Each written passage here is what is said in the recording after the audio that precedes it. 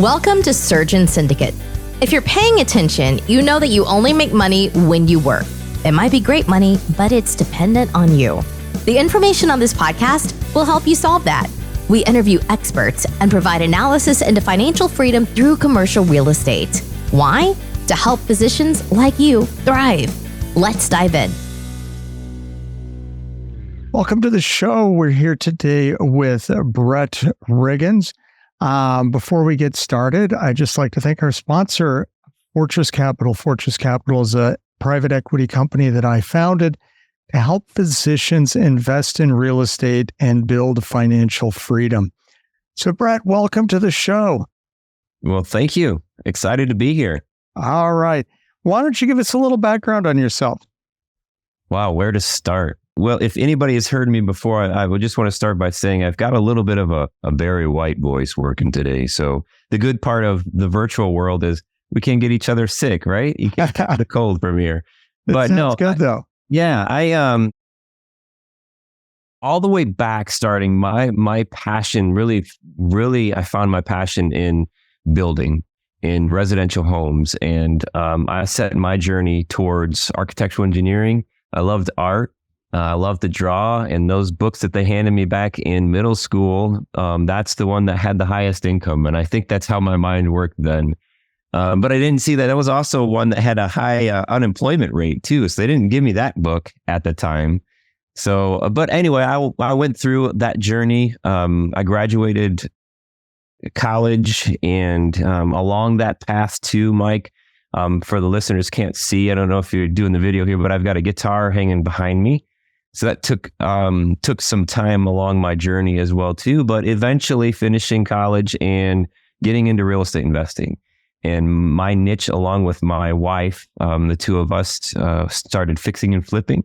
We were doing about 6 flips at a time, got into wholesaling. Now we're a national virtual real estate acquisition company. And our lane is definitely single family, buy and hold. We've got a couple mixed use commercial properties. I also do short terms out of those. That's fun as well too. So just, running the gambit. Staying in my lane though is definitely single family right now. So I see you went to school at Western Michigan University. Where in Michigan is that? That is the southwest corner. And the blessing of living in Michigan is we all were blessed with a map we carry on our hand. So anybody from Michigan says, where are you from? You just raise your hand up. I can point right there. So Kalamazoo is here. It's just south of Grand Rapids. And I grew up on Lake Michigan, just south of there. Oh, that's awesome. It's funny, the connections you see that my first commercial property I bought is in Marquette, Michigan. So up in the UP, a little ways away from where you're at. But oh yeah. And your guitar, my daughter is a guitarist. We just took her off to school to start college at the University of Utah last week. How do you feel about that? Oh, she is so ready. She was so ready to launch off on her own. That's cool. That there was still, the fear and anxiety, but she's doing great. And it was, if she had to stay home much longer, she just needed to launch her life and get her stuff going without her parents getting in the way. The first leap. Well, congratulations on that, Mike. Oh, well, thank you. All right. So you started in construction and you kind of built this platform of single family homes. So explain that a little bit more, how you structured that, because is it anything different than you just got a pile of houses across the country, or sounds overwhelming to me? Yeah. So great question, Mike. When we first started, I think it's a lot of people probably will start the same way, where you start in your own backyard. And I quickly feel like I outgrew my backyard, but a lot of my rentals, my cutting my teeth, you can say, were in my backyard at the time in Southwest Michigan. So at that time, while we were fixing and flipping, I have the resources, I have the time to manage these properties myself. And, that is definitely a headache.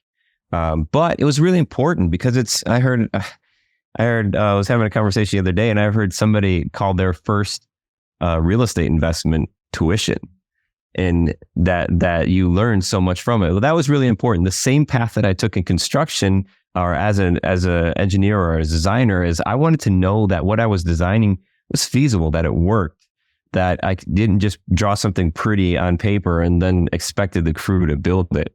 The same way with real estate investing, especially asset management, it was important for me to learn hands-on from the beginning. In construction, I've done everything from the plumbing under the concrete to the shingles on top of the house. And now in real estate, the same way. I've done everything from the bottom, chasing after money, going to court, fixing toilets, the infamous toilet that needs fixed. So we've done all of that. But Mike, we've learned so much along the way, I think is really important. And now it's a little different. Now we're investing in what we call economies by scale. I'm doing it virtually. A majority of the properties that we buy, I never personally set foot in, so it's the team, it's set up the power team to just take advantage of what we got going on. And now we're in markets where our dollar performs the best. Okay. So now that you got this team and you're providing some investment opportunities, how does that work if somebody wanted to get in touch with you? Yeah. Well, we've got one platform that's called, let me make that answer really easy. It depends, okay. Mike. Okay. It depends. How can I bring you value? I definitely need to know more about you in order for me to help you the most I can. So two sides of the spectrum here. Total top of the line. We work with high income earners, specifically physicians, who are looking to build their real estate portfolio. This product that we provide, our company is called Physician Wealth Systems, and our product is basically a turnkey business, a turnkey real estate investment business. It's not just a turnkey investment. I don't want to set up or create another job for somebody. So it's the entire business, setting up integrations, automations, even training the VA to take care of the asset management stuff that we're doing. And I always say, when you leave us, if you ever leave us, I want long-term solutions with long-term people. But if that happens, you won't need us. So that's turnkey business, 100%. We do 12 properties. We find them, we renovate them, we get them marketed, get the tenant in there, help the client's business, the LLC, refinance them, and then we repeat. So we exercise that burst strategy while we build the real estate investment business. All the way back down to the other side, Mike, is what we call real estate residency. The byproduct of doing that, reviewing deal after deal after deal, creating these systems, analyzing markets, is this foundation of knowledge. And that bottom side, it can be for, hey, I'm just looking to get started, or I've been doing this for a while. I just need to know how to find rent faster. I need to know how to value my property. How can I analyze this stuff? Who do I need to talk to? That's all that is in the real estate residency. And I'm literally giving this knowledge away at that point. So if somebody were just getting started, is it advantageous to do the residency first or just jump right in? Yeah, residency. I think I am a child of imperfect action. So I've learned bumps on my head, bruises, and all the ER physicians out there could appreciate clients like me, because my mom always joked like I had my own bed in the emergency room. It's the same way struggling through learning for me, because I'm taking action. But the real estate residency, you literally get to learn before you do. And I would just encourage everybody out there that when you do that, when you learn before you do, don't be a permanent standby partner. You gotta take action. At some point, you've got to move. You got to implement that knowledge in order to create the wisdom. Okay, because that can be, the analysis paralysis. 100%. You get started learning, and I'm not ready.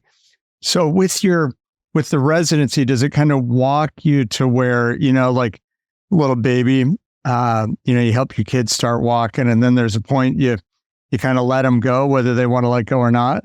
Well, it's compressed, man. So if you think about it, in Physician Wealth Systems, if we're going to do 12 properties in 12 months, we're moving, right?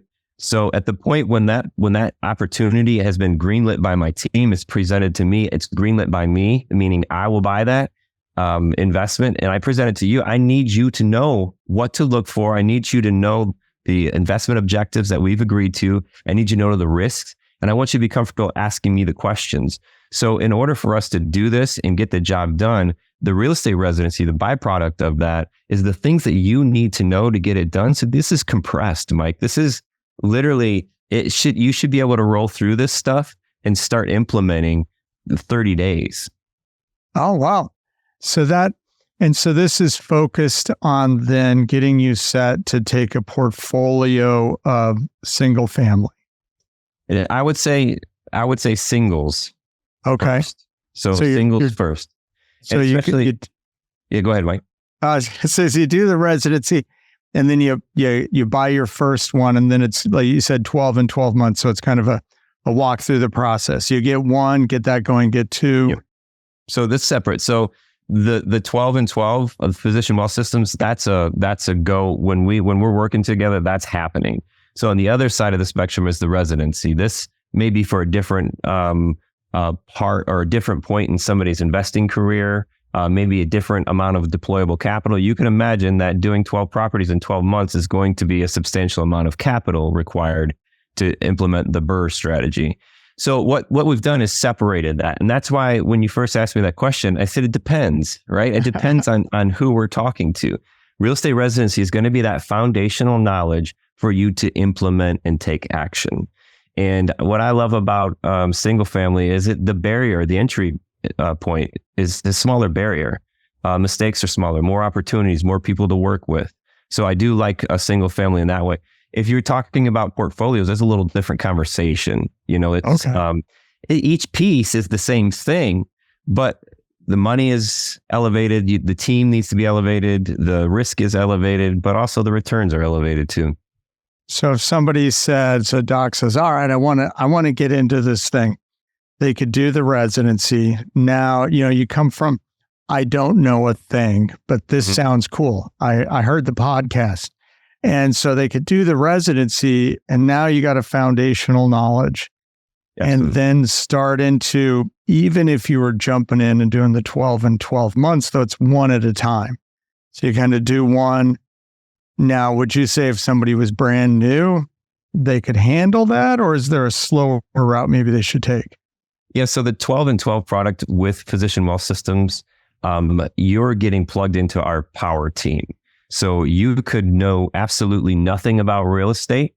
What I want to do is make sure that I empower you with the knowledge to ask the right questions to make a informed decision moving forward. But with us on your side, it's going to happen. Like there's no doubt about it. 12 properties, 12 months. So that can go from an absolute, I don't own any real estate other than my house, right? And we worked with clients like that before. So that could go. But by yourself, yes, that's going to be slower because it's, Mike, it's going to depend on the time that you have to devote to each step, to learning, to acquiring, to building your team. So there's lots of pieces that will differ depending on how much time you can put into it, let alone the money, but how much time you can put into it to make this happen. So if you do the Physician Wealth System, you're tapping into the team you've already got built. Absolutely. How much time does that take? How much time should somebody be ready to commit to it? So we look at, and I've got a cool slide deck that we've put together that rolls this out. The more that we do, the less that you do. So what I want to take you to the stabilized product, and we're saying, I tell everybody, there's no such thing as passive income. Mike, I think we may have even talked about this. There's no such thing as passive income, especially in real estate, right? Yeah. What I want to do with this turnkey business is create the closest thing to passive that we can, because we're now a business owner more than a real estate investor, right? Yep. So in that regard, I would love to see our clients leave us or continue to work with us, but in a stabilized portfolio, around 1 hour a month invested in this thing. But launching this is going to be a little more time involved, right? There's certain things that even though we're 100% done for you, there's things that we can't do for you. I can't do the financial pieces for you. I can't have those conversations with the lenders. I can't, if we're doing any type of tax analyzing, wealth analyzing, there's certain things that I can't do with you, with our team. So the first month we're looking at, because of loan applications and stuff like that, around 8.5 hours that first month. Month 2 will come down to around 4 hours. Month 3, again, around 3 hours, 4 hours. And then from there, 4, 5, 6, 7, it dies down to about 1 to 2 hours a month. Okay. It's always one of those when you look at the time, my mind always goes back to the thing I wish I had known. And if you're a high earner with a spouse or a partner that's on your tax return, the whole real estate professional status that, can take some of that W-2 income and take it out with depreciation on your other stuff. And here's the disclaimer, not a tax professional. But any doc who's out there who's getting into this, if your spouse or partner doesn't work or is looking for something to do to participate, this is one of the greatest things ever to work on putting your money in a more tax advantage status. Yeah. And it's one to ask about. And if your accountant doesn't jump up and down with excitement when you talk to them about this, talk to somebody else. Yeah. Okay. Yeah. As they should. And it's an amazing thing. But if you don't have somebody else, because that requires about 15 hours a week of committed work. So if you said, I'm going to put some time in, but I wanted to decrease, your system is set up so that over time, it's really an hour or two a month. Yeah. Yeah. And that's the thing, being so niched, so custom. We look at diversifying the portfolios too with short terms. And Mike, just the same as, you are not a certified public accountant or a tax attorney, nor am I. I know that the things that we do help us in a certain way. And I love suggesting and also sharing other people who do this as well too, utilizing short term to then decrease the number of hours required to hit that REP status. So in the short term, I believe it's 7 nights on average or less. You can reduce that time requirement to 100 hours from 750 hours. So, and then there's some other stipulations on the material involvement and how much other time somebody else is putting in. So there's a couple other caveats to that, but there are massive ways to do that. When I started saying that this is extremely niche, I want to diversify the portfolio and relate it to, it depends. I love answering that question because I want to learn more about you. And Mike, if your wife is the one or your partner is the one that's going to qualify for the IRP, I'm going to make sure I'm going to involve you as much as possible in this process to allow you to track those hours. And so when you say that 750 hours is per year, but when you go to short terms, it can be just 100 hours. Yes. And so that's a little easier to get to. Yeah. Yeah. A little more, except for if you're thinking about it of like, where in the world am I going to get another 2 hours a week? I mean, I'm sure there's so many high performance people listening to your podcast right now is like totally just to the wall booked, and I know we've had this conversation in the past, your performance in your group, like going after it, getting it and performing, like, where am I going to get another 2 hours? But it's attainable, It is attainable. And I don't know, what I've seen sometimes is when you have the stay-at-home mom, and it's funny because last weekend we went to see some family and I hung out with a couple stay-at-home dads. But as the kids get older, it's when they're young, it's this full thing. And then they go to school and, mom might have a little more time. And for any moms, I'm not going to say you have a bunch, but if that all of a sudden is just, a couple hours or an hour here, something that I found is, the spouses of doctors tend to be pretty high performance people too. Mm-hmm. Or they tend to be doctors themselves. Or they were doctors themselves. Yeah. And some maybe are, either way, some maybe aren't practicing, but if they're not working in a job, because being a parent at home is a job, they tend to be people who are pretty high performing. And a lot of them have this feeling then where it's, I'm not contributing, or I went to college, and my wife dealt with this. And although she knew what she was doing was important and knew that it was appreciated by me and the kids, she never saw herself as a full-time mom and was always kind of looking for what is something I can do to contribute that made her feel like she was contributing more so. And even though there wasn't any ask for her to do that. So I think it might be a cool way if there was a spouse that was wanting to feel like they were contributing more just because that's who they are without having to go get a job and punch the clock to be able to do some stuff. So I don't know. That was the thought that came to me while you were talking about it. Yeah, I love it. Because anything that we can do to use those passive losses to offset your active income. And then, talking a little bit about accelerating the depreciation while it still lasts, because we got into a conversation about this a couple of days ago, and that's all dependent on the current tax code, right? The current tax law in which it's set to decrease when we run cost segregation on properties. So just kind of throwing that out there too. Yeah. And for anybody who's just starting to listen, cost segregation, accelerated depreciation is a thing where you can go through your property and the building depreciates at a much longer term, but you can go through and depreciate things within the building faster, which means it brings the tax advantages forward faster. So that's a discussion for another show to dive into. We can get a cost segregation specialist on.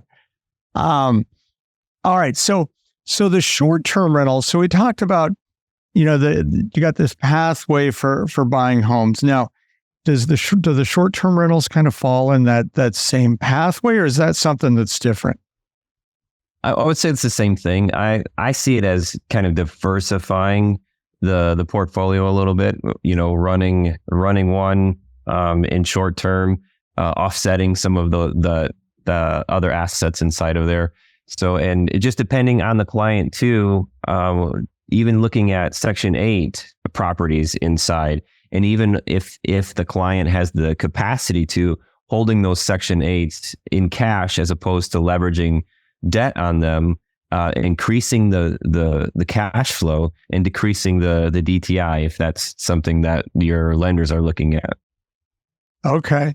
So how much more work, and see, now I'm asking for me because my wife is just talking and saying, I think I might like to do this Airbnb thing. And I'm like, oh, wow, I don't know. I don't want to do that. Yeah. So how much work is it to do an Airbnb? It depends. Somebody just did one. Don't you love my answers, Mike? Yeah. Well, for somebody who doesn't know at all, that helps.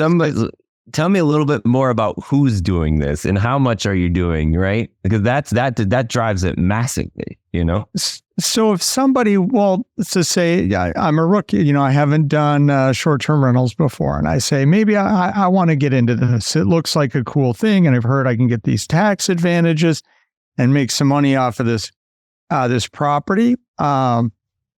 If somebody said I've got minimal time, I want to try and do it with the least time commitment, how would they go about that? What would be the building a team? You got to build a team. You've heard it before. I know a lot of your listeners have probably heard this. We are in the relationship business, and we've got to have that team in place, especially to remove yourself from any of these processes. You've got to have a dependable team in place. That team is going to be just a little bit different than the long-term team that you would build, because the short-term team, the holding, the management, the flip itself, those are going to be the quality, the area, those things are going to be a little bit different than typically on a long-term hold would be. So building your team is definitely the first place to be. I would say you could even, there's rent arbitrage too, Mike, where you could go, if you just want to test the waters a little bit and see how it is without jumping all in, you could even lease a place, given that the inside of lease agreement allows you to sublet it, right? And the actual owner, property owner, is okay with it. You can lease it and Airbnb it.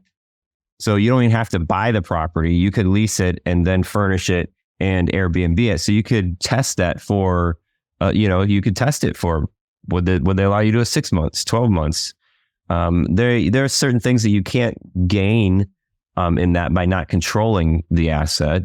But there's still things to learn. So that may be a good starting point.